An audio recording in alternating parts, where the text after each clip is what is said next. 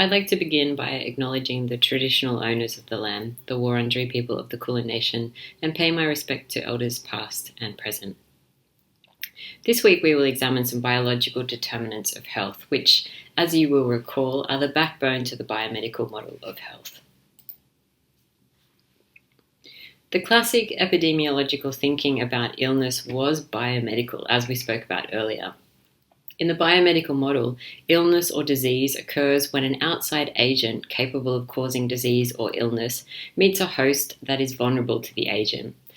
This happens in an environment that allows the agent and host to interact. The biomedical model is based on the assumption that each disease has a singular and specific cause that physically affects the human body in a uniform and predictable way.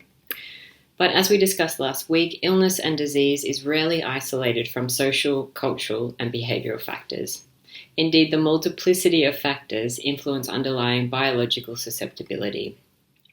However, this week we suspend our thinking about the multiplicity and complexity of health to talk specifically about what the biological factors or determinants may be.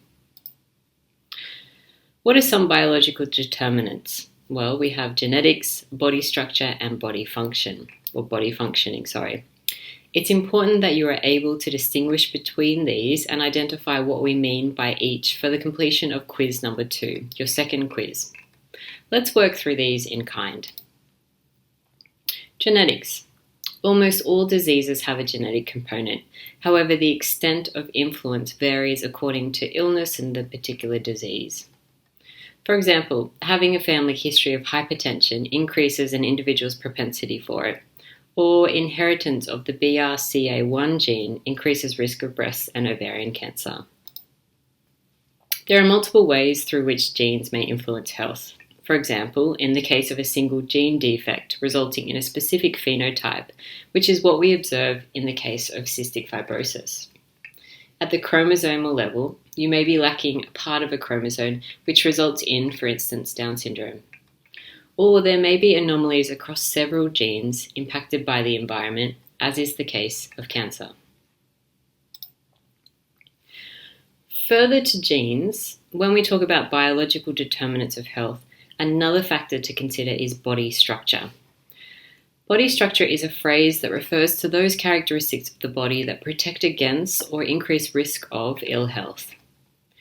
Body structure refers to anatomical parts, the form of a body, the makeup of a body, or the particular arrangement of the body.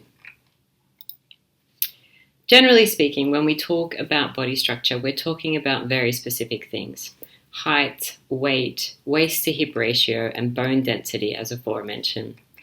So body structure refers to the general dimensions of the body, the bodily form. Body structure is distinct from body functioning, which refers to the specific role or task or job of the body structure. For example, breathing is an example of body functioning. So body functions are the organic processes occurring in the body, and these, as with body structure, can be health protective or pose a health risk. Let's consider some further examples of body functioning.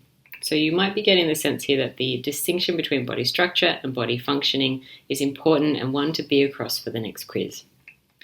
Blood pressure is an example of body functioning, which can be high or low, both of which have health consequences. Balance is another example, which can be associated with falls and injury. Nutritional status, and this is a tricky one. We know that weight is an example of body structure, but if we talk about someone being well-nourished or overnourished or overweight or obese, here we're talking about body function. Sensory function, strength, and fitness are also examples of body functioning. In preparation for your quiz, I've devised 2 exercises as on screen.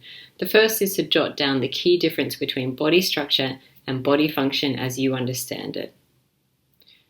The second is to categorize the below as either an instance of body structure or body functioning. So on screen we have weight, BMI or body mass index, age, height, and bone density.